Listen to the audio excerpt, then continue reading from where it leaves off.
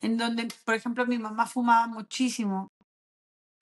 Y yo decía, bueno, pero si ya sabes que te estás muriendo, ¿por qué no dejas de fumar? ¿Me explico? Pero entonces entra este cuestionamiento de la humanidad de cada uno de nosotros, en donde qué tan importante o qué tan necesario es o era para ella fumar. Y por qué para mí era un momento de enojo y frustración.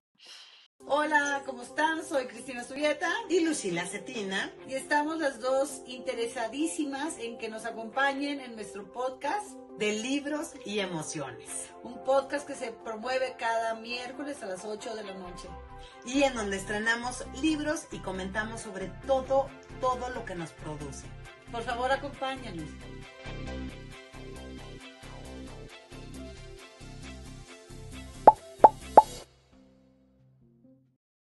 Hola, bienvenidos un miércoles más a este espacio llamado de libros y emociones.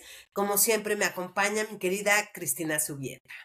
Hola, Lucila, como siempre me acompaña, Lucila Cetinas, yo soy Cristina Subieta y en este nuevo podcast estaremos hablando de un libro precioso que se llama El jardinero y la muerte.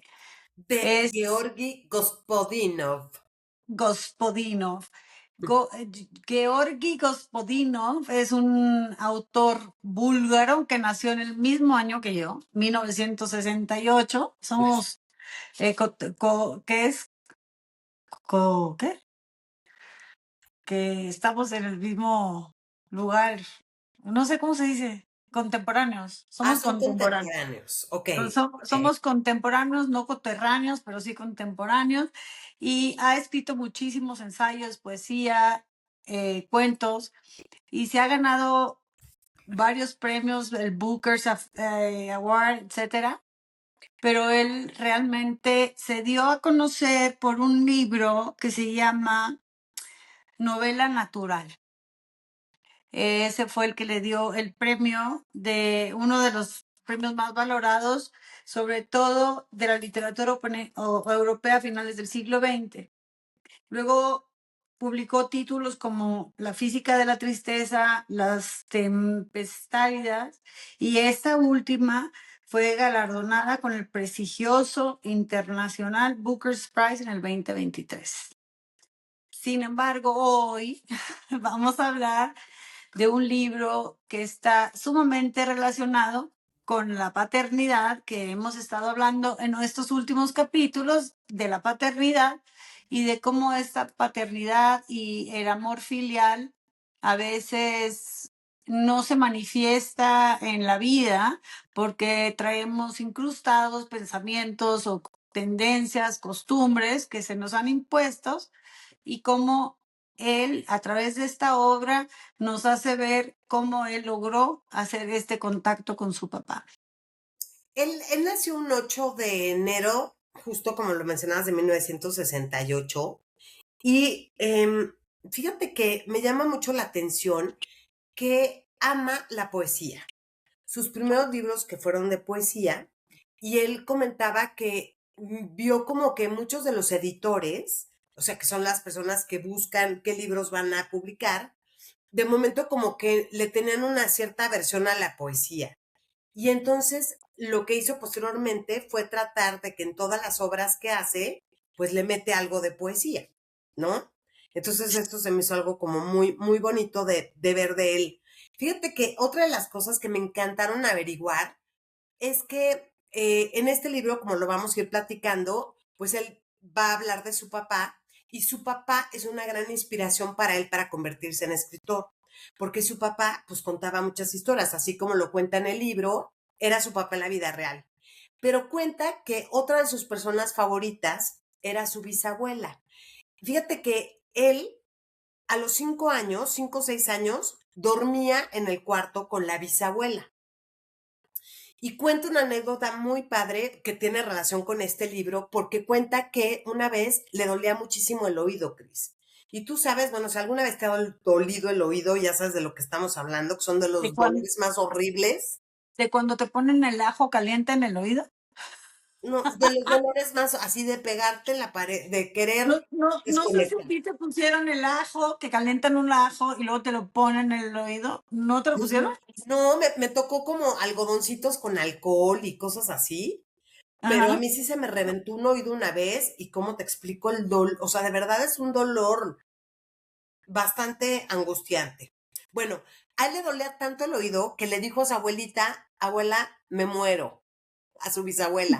Y la bisabuela le contestó, imagínate la bisabuelita así en su cama y le dice, no, no, Georgie, primero me muero yo, después se mueren tus abuelos, después se mueren tus padres y ya después te mueres tú.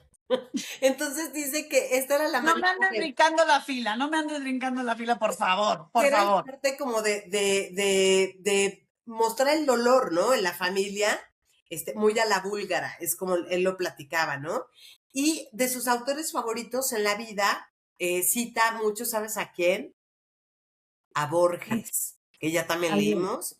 Ese es uno de sus favoritos. Entonces está la bisabuela, Borges y su papá.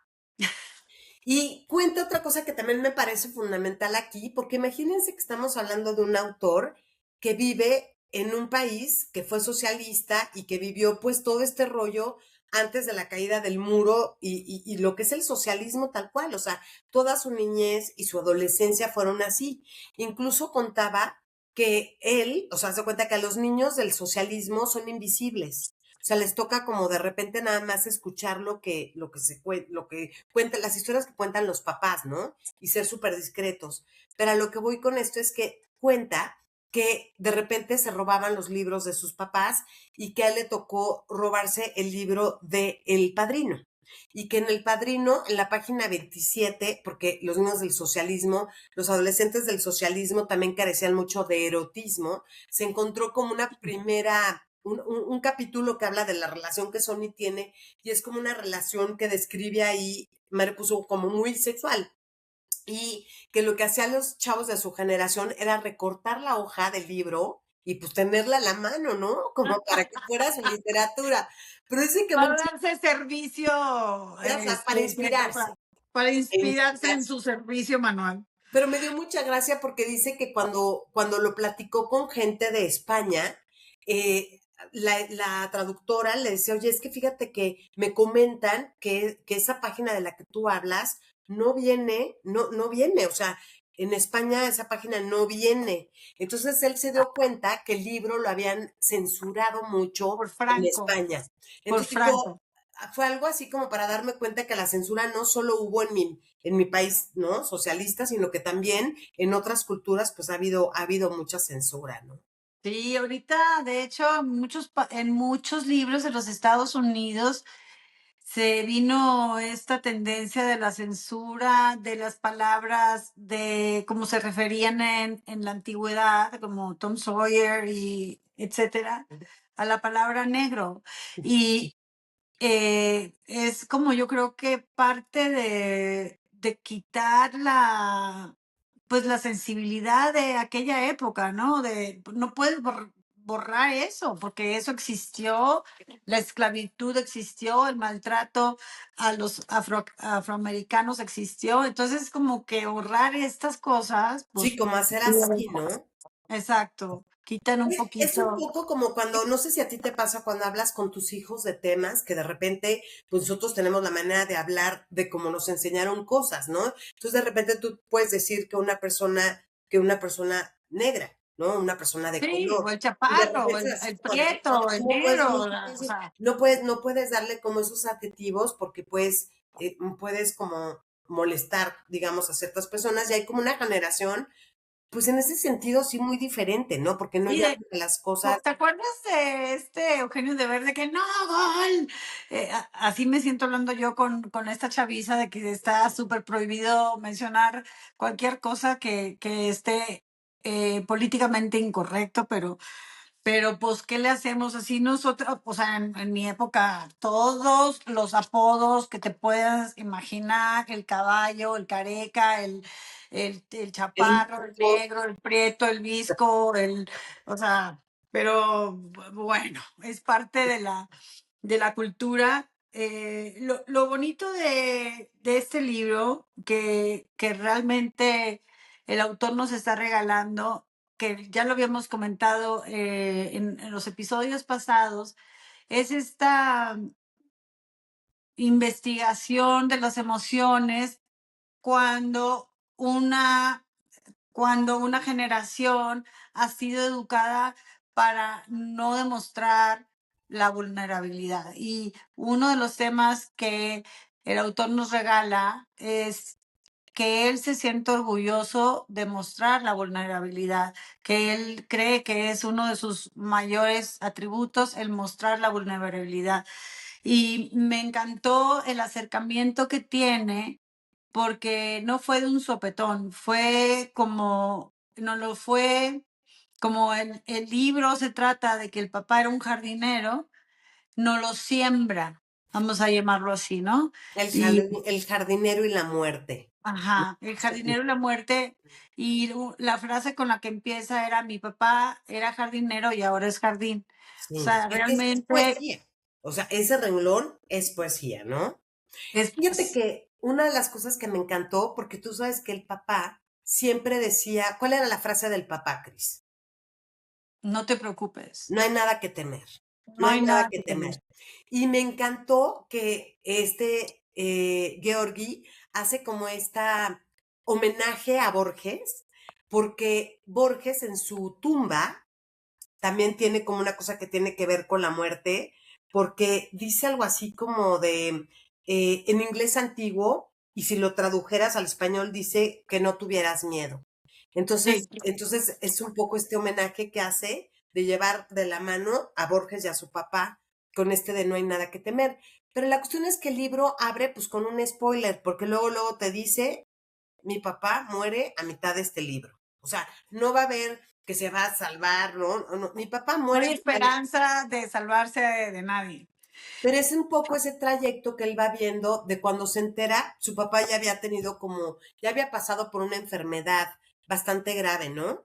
Y la logró como sacar adelante, lo cual le permitió vivir varios años más, hasta que de repente pues llega esta recaída fatal en donde a él le corresponde pues cuidar a su papá y acompañarlo pues hasta el final de sus días, ¿no?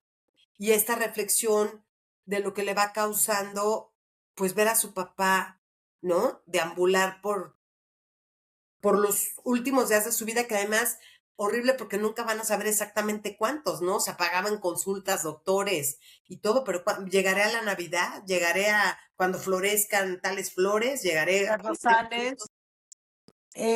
Sí, y todo el libro, poco a poco, nos va enseñando que, que su papá, pues, no lo define como un ser extraordinario, no lo define como el gran papá. De hecho, existen muchísimas ausencias porque también, como lo acabas de mencionar, en la época del comunismo le dicen a los niños, sáqueseme de aquí, váyase a jugar al patio, llegarle, pero yo creo que no nomás es en el comunismo, a mí también me decían, chao, ve a ver si ya puso la marrana, o sea, porque, o sea, Pero así, pero te me vas y no opines, o sea, pero esto es una generación de que como aquí también lo pasamos en México, ¿no? Que es no opines, cállate tú, vete a jugar, porque pues aquí a nadie le interesa tu opinión. claro, Entonces, él va como quiera en este acercamiento a su papá. De cualquier forma, sí se nota este leve, ¿por qué nunca nos dijiste que nos querías?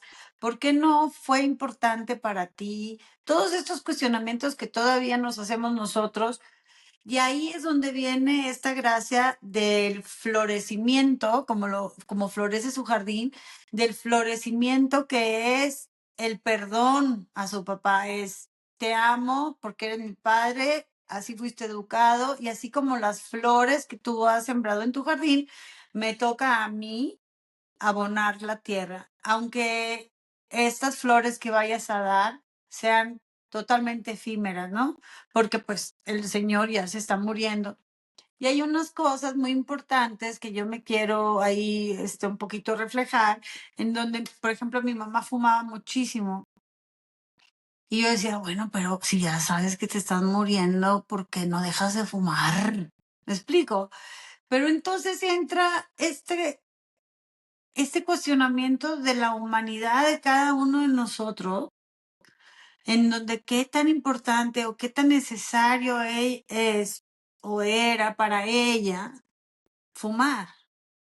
Y por qué para mí era un momento de enojo y frustración.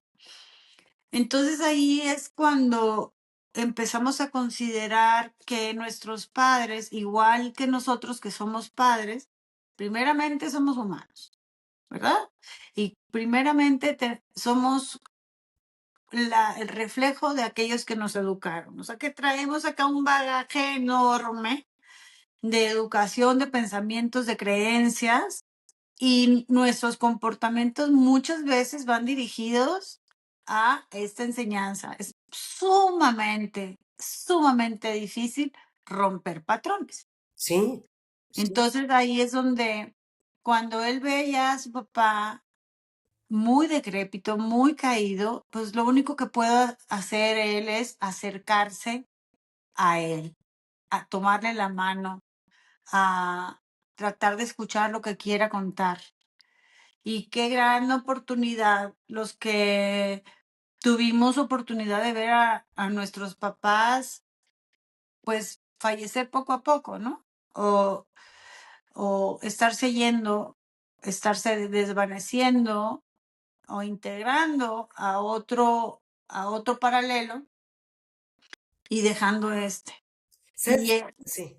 ¿Sabes? Me llama una de las partes que siento que también es este proceso de vida y que es muy fuerte, es que él tiene una hija y a esta hija que es pequeña, ¿no? De momento, pues cuando está viendo al abuelo, pues que ya va en franca bajada, ajá, también qué difícil es para ti estar cerca de la muerte y tratar de pues hacer la muerte más natural y amiga hacia una persona pues que es todavía muchísimo menor, ¿no?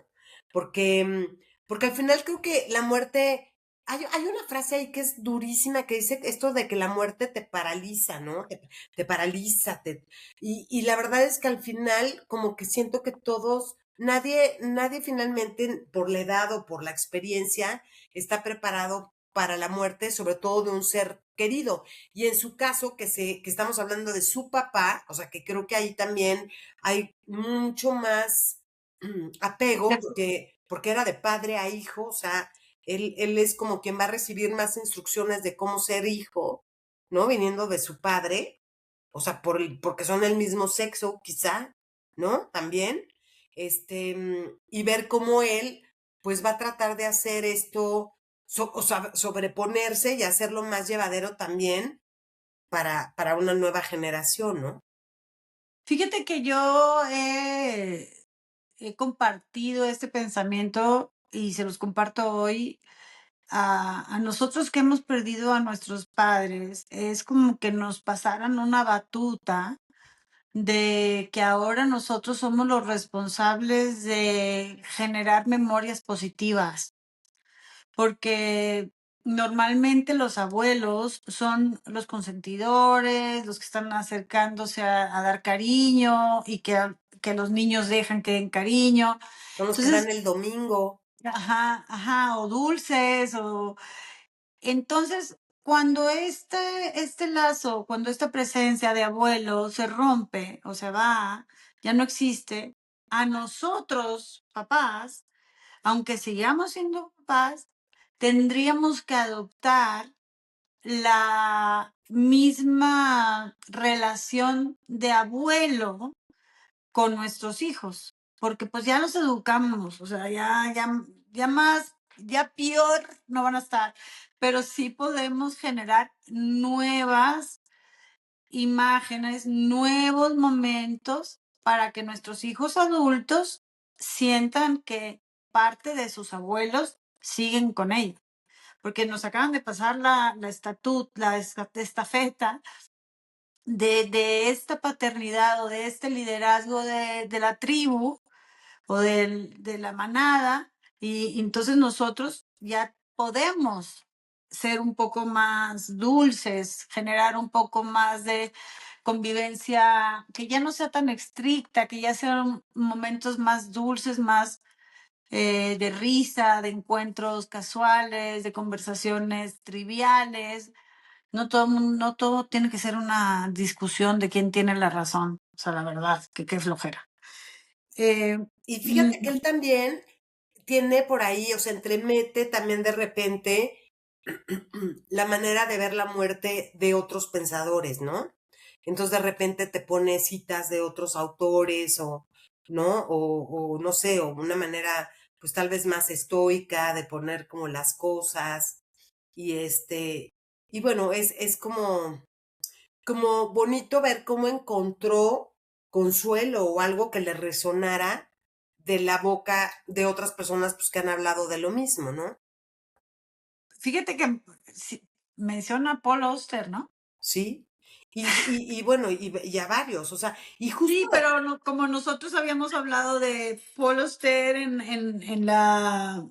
este libro de la invención de la soledad, me, me, me causó muchísimo así de que, ¡ay, ya no sé de qué está hablando! Y me dio mucha emoción. es que la verdad Eh, este libro es un libro muy actual, o sea, que lo publicaron este de El jardinero y la muerte el 2025, ¿no, Cris? O sea, sí, sí, estamos sí, hablando de sí. un autor pues, de 68, o sea, realmente es una persona No, no, ¿qué joven. pasó? ¿Qué pasó? Ah, nació en el 68, tiene 57 Es una años. persona joven, súper exitosa. O sea, ahorita de los autores, digamos, de este alerón, o sea, búlgaro, pues es como de lo que más suena en el mundo. Ya lo han traducido a muchísimos idiomas. Y a mí lo que me encanta también es ver cómo él, estaba contando una anécdota en estas entrevistas que vi, que se le acercaba a la gente y decir, es que como tú siendo búlgaro, yo pensé que te ibas a poner a escribirse si de las guerras de no sé qué y de cuando no sé quién luchó con no sé cuál. Le dice, no, hombre, pues si tú qué crees que en Bulgaria no nos casamos, no nos divorciamos y no hay Sí, muerte natural, o sea, y a él lo que claro. le gusta es hablar como de justo de esos temas, o sea, de los temas que son los temas de los... Bueno, Exactamente. que traspasan fronteras, o sea, o sea, yo tengo una amiga búlgara, porque yo viví en República Checa durante el poscomunismo, y hay una anécdota súper simpática porque para que vean cómo son las cosas, en, en República Checa a mí me estaba doliendo un seno y entonces teníamos que ir para nosotros teníamos que ir con el ginecólogo, pero allá no, el ginecólogo nada más ve las partes genitales, no ve el busto. ¿Quién ve el Entonces, gusto? el médico general. Ah, wow, wow. Ujú. Entonces yo llegué a la consulta y ahí en el escritorio, estamos hablando del 2000, ¿qué era? 2004. Me dice en el escritorio del doctor socialista, me dice, quítese la blusa. Y yo, ¿what? O sea, ¿cómo? No quiero ahí ningún vestidorcito donde me pongo la batita y me vaya a tocar el busto. No, ya, que déjame revisarla. Y yo, ok. Entonces, pues me quito la blusa y me revisa enfrente de Jorge y me dice, no, usted tiene, lo que pasa es que trae un músculo, porque había jugado, empezaba a jugar tenis y me dolía todo el busto y o sea, esto no tiene nada que ver con ningún cáncer ni nada, esto es dolor muscular, ya se puede ir a su casa. Y mi amiga búlgara se fue a vivir a Inglaterra y le dice, igual, va a una consulta médica y dice, oye, ¿sabes qué? Necesito que me revise el busto. Y entonces el doctor le dice, sí, ¿cómo no? Entonces ella empieza a desvestirse enfrente del doctor. Y el doctor, No, y el doctor, no, ya hay un cuartito, ya está la bata. O sea, para que veas estas, o sea, son cosas culturales. Y entonces a mí me conmovió mucho porque nosotros hablábamos de estas barreras, en donde se te enseña a no decir, a no sentir y a no y a fingir que no te duele, a fingir que nada pasa y que todo va a estar bien. Y estas emociones que todo el mundo las vive, todo el mundo las sufre, cómo fueron mutiladas. Entonces, el rescate, eso es lo que me parece más maravilloso del libro, el rescate de poder conmover a su papá, de poder entender a su papá y de lograr una comunicación con un hombre al que le era muy difícil comunicar sus emociones, hasta que dice, esto me duele mucho, y dijo, no, entonces sí le duele mucho, porque si está mi papá diciendo, Que me le duele, duele, es ya es que nivel acá. Fíjate que, qué fuerte esta parte, porque, o sea, muy humanamente, él, bueno, no sé si ya lo comentamos, creo que no hemos comentado que este libro, Georgi lo escribió a mano, en un cuadernito. Y él ahí iba poniendo como sus pensamientos y su todo, y luego lo fue armando, pero me encanta porque le gana de repente esta humanidad, de repente estar tan enojado, ¿no? Entonces de repente hay una parte que dice, es que Dios, ese Dios que no oye, o sea, por qué mi papá no podría acabar no siendo su muerte como humillante, ¿no? O luego pone, por ejemplo, como el papá que le costaba trabajo comunicarse, sí se siente muy apenado de ver ya lo que le está ocasionando de cuidados que le tiene que dar su hijo, ¿no? Como una vez que le gana la pis, ¿no? Que lo tienen que poner un pañal. Y estas cosas que la gente que ha convivido o perdido a su papá de alguna manera, de llegar como muy a la vejez o de pasar por alguna enfermedad como de este tipo, que te acercan tanto, pues no te acercan, yo creo que te empujan, porque no creo que nadie se quiera acercar. Ahí te empujan a lo que es envejecer, a lo que es, pues te digo, ver a una persona que está sufriendo de una manera tan fuerte y de ver cómo va a decidir pasar, pues los últimos días que le quedan, que nadie sabe cuántos van a ser ni hasta cuándo, ¿no? Y cómo va decidiendo pasar esos últimos días, ¿no? Con lo que pueda. Porque además y, hay días que es mejor que otros y así, ¿no? y también, por ejemplo, que a mí me hizo un poco de la resonancia que dice él, mi papá era un ser súper alto, era un hombre altísimo. Entonces, para mí, verlo en medio de todos, un hombre guapo, alto, bueno, era mi ídolo. Y ahora lo veo encorvado, mide menos que yo, lo tengo que lavar, le tengo que cambiar el pañal. Es cuánta humildad se necesita uno tragar para poderle permitir a tu hijo que te cambie el pañal. O sea, yo, ¿me explico? Este hombre enorme, este hombre tan fuerte, este hombre capaz de cavar y hacer Sembrar pozos, y cerezos de y hambre, cerezos, rosas, estar hincado horas, este, y ya está en sus últimas. Entonces, ¿cómo nosotros los hijos podemos encontrar en estas situaciones el aprendizaje del amor y de la humildad y del cariño y de papá, no pasa nada, como decía el señor, no, no pasa nada, o sí, no hay todo va a nada que estar, temer. todo va a estar bien. Sí, ahorita estamos en esta situación, pero todo va a estar bien. Y entonces generar en estos momentos de dolor momentos memorables de acercamiento, o sea, que el dolor no sea en donde nos quedemos, en donde esta vibración no sea, sino la oportunidad de estar con nuestros padres, con nuestros seres queridos, alzando esta vibración de estoy ayudándole a mi papá con todo el amor que tengo y toda la paciencia que tengo para poder hacer que este momento sea un momento memorable. Hay una parte súper humana del libro que dice, o sea, cuando él de repente, porque él está haciendo todo lo que puede por su papá, ¿no? Lo lleva al Sí. doctor, le da la medicina, lo acompaña, lo cambia, lo cuida, la dieta, lo que puede, pero de repente muy humanamente se pregunta, ¿es que realmente estoy haciendo todo lo que pudiera por mi papá?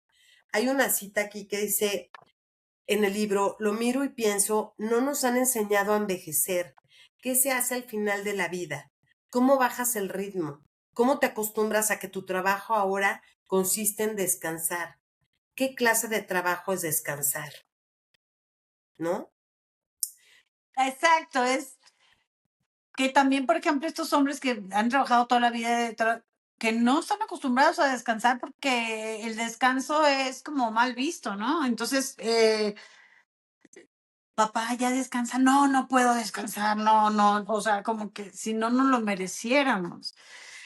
Eh, todos los temas que atraviesa su obra son la memoria individual y la memoria colectiva, la infancia como territorio emocional, lo que él sentía con su hermano, de las cosas que hacían con su papá, que también eso también es una forma preciosa en donde dice, mi papá jamás nos dijo que nos quería, pero nos construyó tal cosa, Nos llevó a nos, acampar. nos llevaba a acampar, eh, nos llevaba a ver las flores, nos explicaba pacientemente, o sea, todas estas cosas que a veces nosotros queremos que nos quieran de alguna forma, que necesitamos que nos quieran, pero a veces no somos capaces de demostrar por sepa tú todos los traumas que traigamos cargados, pero en estas acciones él supo reconocer al final todo este amor de su papá. Y el papá pudo ver, pues, todo el amor del hijo también, ¿no? Porque eso también, qué fuerte y en cuántos casos los hijos en serio, pues, digo, igual no tienen la capacidad de poderse dedicar a acompañar a sus padres y por eso es que hay tantos viejitos en las casas de asistencia, ¿no? O gente que no tuvo hijos, que no tiene quien tenga, pues, este cuidado, ¿no? De estar con ellos y eso, ¿no? Entonces, yo tengo que confesar que a mí este libro al final me hizo llorar como Magdalena.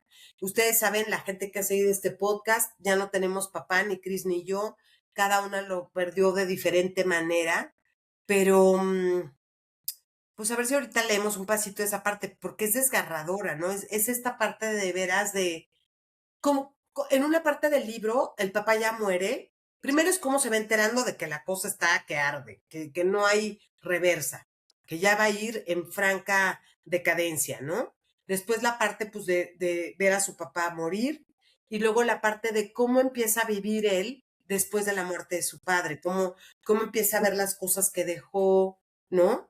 Cómo empieza a pensar cómo va a ser su vida cómo lo empieza a recordar, ¿no? Como de momento dices que tales cosas inmediatamente pienso en mi papá, ¿no?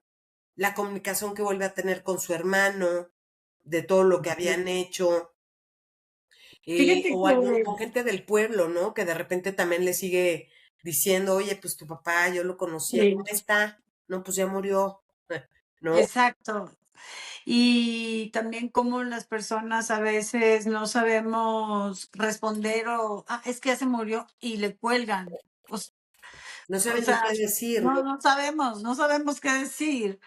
Em, Yo creo que en los duelos, cuando tengas oportunidad de un duelo, lo único que tienes que hacer es abrazar, ni siquiera tienes que hablar, nomás estoy contigo, o sea, nada más te acompaño, estoy aquí contigo.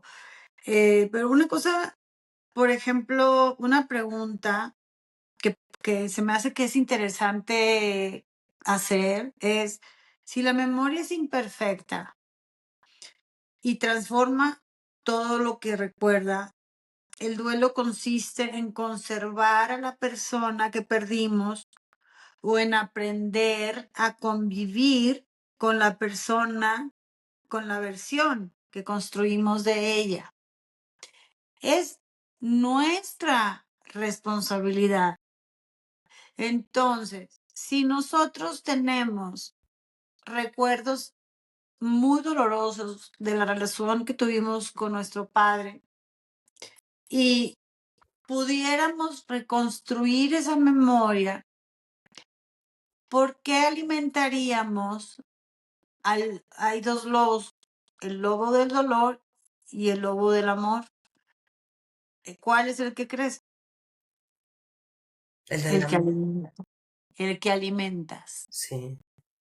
Sí. el, el que alimentas. Entonces, si tuvimos un papá muy duro, muy áspero, pues vamos a tratar de encontrar en alguna ocasión algo bueno que hizo nuestro papá, para que no carguemos con dolor, porque Y para que esa historia que contemos de nuestro papá a los que están creciendo, o sea, rescatemos siempre lo mejor, ¿no? pues sí, aunque sean tres cositas. O sea, mi papá era, por ejemplo, el mío, era súper estricto, era un gendarme, tenía un carácter sumamente fuerte, pero pues éramos 13 hijos, ¿verdad? O sea, no había otra. Por aquí te vas y no te voy a pedir tu opinión de qué quieres de comer. Entonces, porque no era posible. Y entonces yo veía que en las otras casas de amigas que decían, ay, que papá súper lindo, ay, qué tierno su papá. Y yo, y pues en mi casa Porque no no, porque viven no. con él. Pero me decía, pero por ejemplo, mi papá nos llevaba a nadar, mis papás, de verdad, nos llevaba a nadar, nos llevaba a escalar, nos llevaba a jugar ping pong, nos llevaba a viajes eternos en la carretera, a pesar de trabajar todo el día, a pesar de tener dos trabajos. O sea, sí, tenía un carácter fuerte, pero era un roble. ¿Y qué me llevo de él? Ese ejemplo de trabajo, porque si no trabajas, no sales a ningún lado. Es mentira que si les pagan a los ninis y van a salir adelante, no es verdad. Si uno no se gana la lana, si uno no le suda, si uno no estudia, si uno no le echa ganas, no vas a salir adelante. Eso fue lo que mi papá me enseñó. Ujú. Entonces, eso fue lo que yo también transmití a mis hijos, ¿verdad? Y los cinturonazos, las cachetadas, los gritos, los tamborazos, pues Los eso guardo. ya los vamos a dejar en otro lado porque eso no me sirve de absolutamente No, nada. no, y porque también hay que entender que ellos actuaron de acuerdo a lo que les enseñaron sus papás. Es decir, o sea, estamos hablando de otras generaciones, ¿no?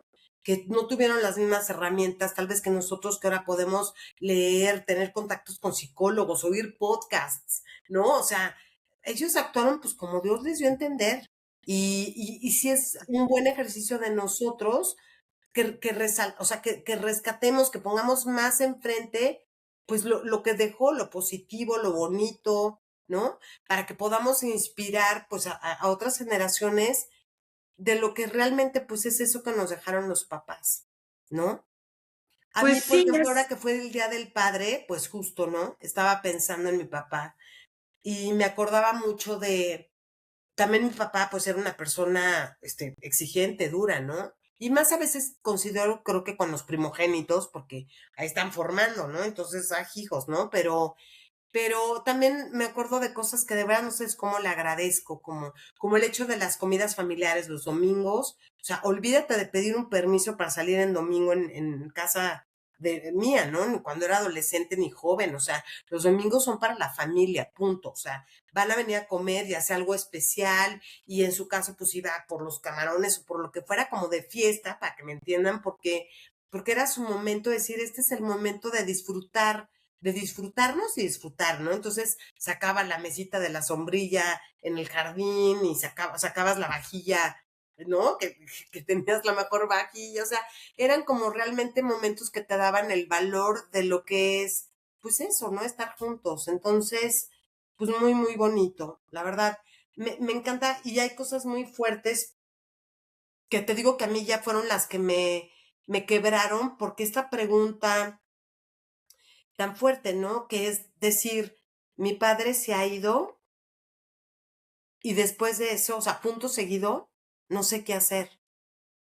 Y esta parte, Cris, o sea, esta parte con la que cierra el libro, que empieza a decir las cosas que él no sabe qué hacer, no sé cómo me calaron, porque ahorita te leo tres, pero vaya, no sé, pienso en mi papá y digo, imagínate, mi papá murió en el 97 y yo todavía voy a casa de mi mamá y todavía hay cosas que tal vez todavía no sabemos qué hacer.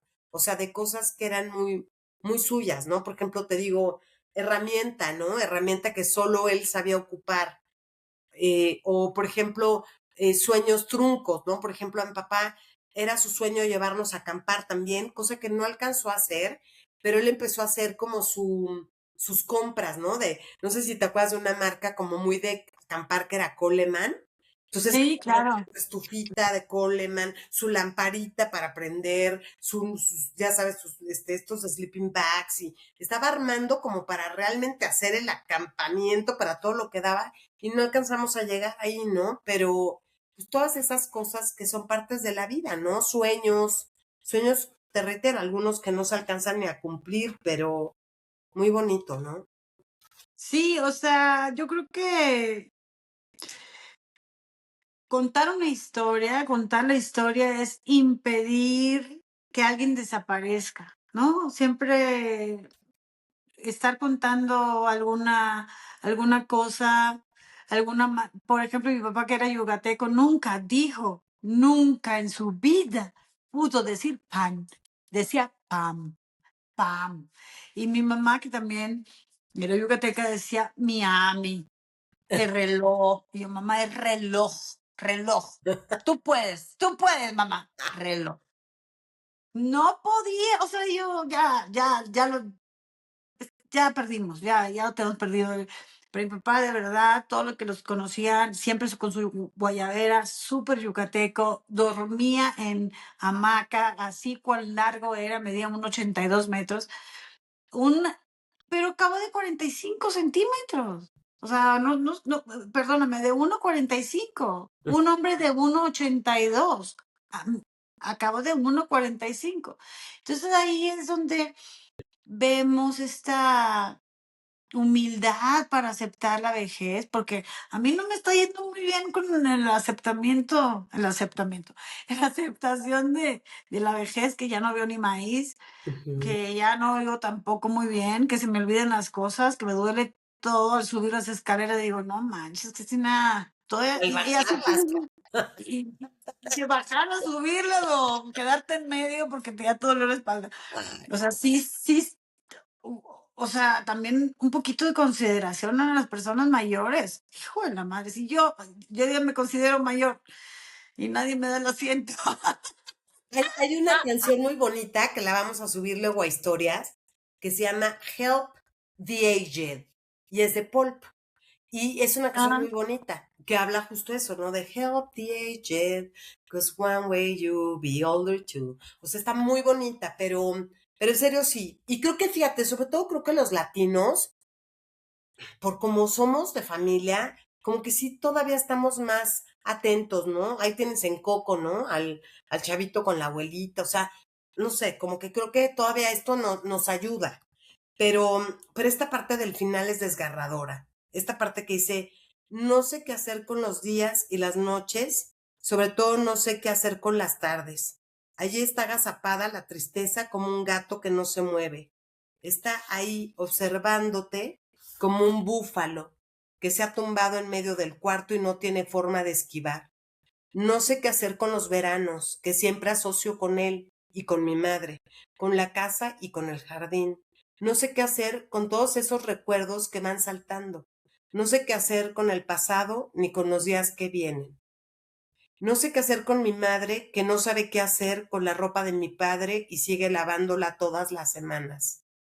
No sé qué hacer con el perro, Saco, que sigue esperándolo y lo esperará hasta el final. No sé qué hacer con todo ese no saber qué hacer en el jardín. Cuándo se encalan los árboles frutales, cuándo se planta esto, cuándo esto otro, a qué profundidad, cada cuánto se riega. No sé qué hacer con las preguntas que irán apareciendo en el futuro. No sé qué hacer con las historias por las que no le pregunté y se quedaron sin contar. No sé qué hacer con las herramientas de la barraca y los tarros vacíos del sótano. No sé qué hacer con eso que estoy escribiendo, que se supone que es sobre él, pero también sobre mí y sobre todos los padres cuyos pasos seguimos para alcanzarlos. No sé qué hacer en su cumpleaños, si seguiremos celebrando ese día póstumamente o si una nueva fecha, la fecha de su muerte, ha venido para aniquilar la del nacimiento. No sé qué hacer en Semana Santa y en Navidad, en todas las fiestas venideras y en todas las tardes por venir. Y mira, de veras, no, nomás porque no le puedo hacer No, más el zoom, güey, y porque miren cómo he respirado para no llorar. Pero es fuertísimo, porque sí, es muy fuerte es muy fuerte. porque recordamos nuestra niñez, recordamos cosas, por ejemplo, mi papá, para que no nos diéramos cuenta que, que los regalos los traía Santa Claus, él se salía de misa a todos estábamos en misa de medianoche, de las 11 o 10:30 de la noche, íbamos a misa de gallo y estábamos todos allá, y él se salía a escondidas a colocar todos los regalos para que nadie lo viéramos. Y cuando salíamos de misa, mi papá ya estaba de regreso ahí. Entonces, cuando llegábamos todos, era imagínate esa sorpresa para los niños, era algo mágico. Son así, ¿no? Las cosas que me molestaban muchísimo era que nos pusieran a armar las luces de los arbolitos que se me encajaban en los pies y que no hay dolor más espantoso que se te encaje el pinche foquito de estrellitas en el pie cuando te pusieron a armar ¿cómo se llaman Sí, las luces, las guías, las luces estúpidas, mal diseñadas de los 70? que además se fundían cada Navidad. O sea, cada Navidad había que ver qué hacer, ¿no? Sí. Por ejemplo, pero estas cosas tan lindas, pues hay que mencionarlas a nuestros hijos, hay que compartir esas emociones, hay que preguntarle a nuestros hijos, oye, ¿cuál es el momento más bonito que tu papá te ha demostrado? ¿Sabes? Porque yo no me quiero morir sin que con todos los reclamos nomás, quiero que me digan qué hice de bien. Entonces, a mí, por ejemplo, en mi caso, mis hijas no conocieron a sus abuelos, o sea, mi papá, pues, obviamente no estaba para cuando ellas nacieron, y en el caso del abuelo, o sea, de parte de su papá, pues las cargó muy chiquitas, pero básicamente murió luego, luego, o sea, no tienen realmente recuerdos, ¿no? Así. Entonces, pues esos recuerdos, o sea, esa manera de describirles cómo eran o qué cosas, ¿no? Nosotros nos acordamos de ellos, pues es la manera de acercarlos un poco a ver de dónde vienen, ¿no? Es un libro divino, la verdad es que me encantó a mí hacer el ejercicio de buscar entrevistas con él, porque como es un autor tan nuevo, no es que te encuentres 20,000 páginas de Wikipedia y 20,000, no sé, notas, ¿no? O cosas que no sabías o cosas, o sea, realmente hubo que hacer una investigación un poco aparte, pero me parece un tipo de lo más buena onda, fíjate. O sea, me Fíjate, encantó. Fíjate, fíjate, muy fíjate. amigo él, muy se sienta, o sea, muy que quiere conectar con lo humano y eso es lo único que nos une a todos, cariños, que todos pasamos por ahí, o sea, por cosas. Sí, también este estigma de, ay, era comunista. ¿Y qué tiene? ¿Y qué tiene? También vivió, comió, durmió, sufrió, sudó, cagó. O sea, Se las vio difíciles. es que no, o sea, es que hay un pasaje ahí que le pasan ropa vieja a su papá. Y yo me pregunto, ¿por qué no le comprabas ropa nueva a tu papá, cabrón? O No, porque sea, decía que su papá solamente tenía ropa heredada, la que le sí, heredaban otros y la que ellos como hijos le le daban a heredaba. su papá, ¿no? Sí. Pero mi pregunta es, no te voy a preguntar, te lo voy a regalar, ¿me explico? O sea, Sí. pero esas son costumbres que se nos quedan en nuestra educación, en lo que sea, en donde no es que a mi mamá no le gusta que le regale, no le voy a preguntar, voy a llegar un día y ahí va a estar el vestido que nunca quiso que le regalara y se lo voy a regalar. Si no se lo quiere poner, ya es problema de ella, no mío. A eso me refiero. A veces nuestros viejitos, no, mijita, no gastes en eso, no, no quiero. No te estoy preguntando, estoy dándote porque el placer es para mí. Si lo usas, me vas a dar mucho gusto. No te estoy preguntando, te lo estoy dando. Sí, Y entonces es un poquito esto de romper estas estructuras tan fijas que tenemos las personas mayores para generar momentos nuevos, memorias nuevas, conversaciones nuevas, aun que nuestros padres estén falleciendo. sí. Pero bueno, Fíjate que, nada más y por último, es muy curioso conocer de verdad la personalidad de su papá, porque con todo lo que él va contando, nos permite conocerlo también. Y era un papá bastante simpático, ¿no? Ahora sí que, a pesar de todo lo que sí, porque vivió, pues, contaba muchas, o sea, tenía muchas frases muy historias y las simpáticas. ensalzaba y como que le echaba más ganitas, ¿no? A la contadera. ¿Y qué tal la que contó de cuando hubo un año, pues imagínense, ahora sí que socialismo, de Que repente vendía no hubo cebollas. cebollas, no hubo cebollas, nadie tenía cebollas, nadie plantó cebollas, no había cebollas. Y al año que entra, pues que le gustaba sembrar, pues que vámonos a sembrar las cebollas, cebollas, trajo a toda la familia a recolectar las cebollas, a cosechar, bla, bla, bla, y a la hora de vender, nadie le compraba las cebollas porque todo el mundo había sembrado cebollas, ¿no? Entonces dices, ay, no, me También encantó. y estas salidas tan tiernas, todo va a estar, o sea, no te preocupes, vamos a estar bien. Esas son las palabras que queremos oír de nuestros papás, queremos oír de nuestros mayores, ¿no? No hay nada que temer. No hay nada que temer, todo, o sea, lo que tenga que pasar, pasará. Cuando no tengas una fiesta, que no vengan los que tengan que estar aquí, Estarán. estarán. Ujú. Los amigos que no te hablaron, no te necesitan y tú ellos tampoco. O sea, son cosas tan simples, Lu, son Sí, cosas tan básicas que solamente se vienen a florecer en el jardín cuando ya no estamos. Entonces, esta analogía que es preciosísima del jardín, que lo hace también al final del libro, en donde dice, es que los rosales siguen saliendo, los desgraciados, siguen saliendo los cerezos, siguen, no entienden que yo tengo dolor y estas mierdas de plantas siguen saliendo. ujú. Y quiere decir, la vida continúa. La vida continúa y es nuestra decisión que la vida continúe feliz, ¿no? Eso, eso. Eso. Amamos este libro, la verdad, muy bueno. Es muy bonito leer autores tan actuales que hablan de cosas tan universales. O sea, ¿no? Sí, sí, sí, total. Y realmente, pues, encontrar la manera de escribir, pues, de gente que es completamente de otra cultura, de otra manera, pero nos sigue uniendo lo mismo, ¿no? Lo mismo somos, todos somos iguales. eh, lo vuelvo a repetir, he vivido en muchos lugares, he convivido con muchas personas y al final, pues todo el mundo tenemos nuestro corazoncito, unos más tarde que temprano lo demuestran, pero también hay que entender las culturas, las generaciones, de dónde venimos, pero no porque pensemos que el otro no le va a gustar, podamos dejar de hacer manifestaciones de amor, ¿sabes? Bien. Bien, esta es una invitación también a entender que nadie tiene el futuro comprado, ¿no? Que realmente sí hay que hacer un esfuerzo porque cada día que vivimos, cariños, sea el mejor vivido, ¿no?